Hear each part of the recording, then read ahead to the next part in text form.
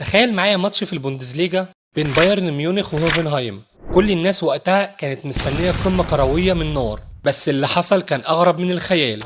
ال90 دقيقة اللي المفروض تتلعب فيها كورة اتحولت لمسرحية صمت. اللاعيبة بيمرروا لبعض بس من غير أي نية لهجوم ولا حتى محاولة واحدة على الجون.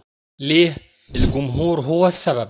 جمهور البايرن رفع لافتات مسيئة ضد إدارة هوفنهايم. الماتش اتوقف والدنيا اتقلبت، وبعد الرجوع للملعب اللاعيبة قرروا يبعتوا رسالة واضحة: احنا مش هنكمل اللعب في وجود إلا غير محترمة من الجمهور.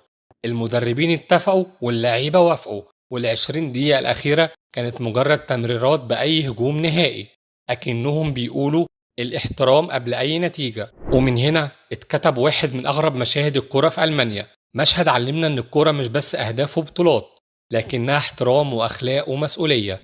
لو أول مرة تعرف الكلام ده، لايك واشتراك للقناة عشان يوصلك كل جديد.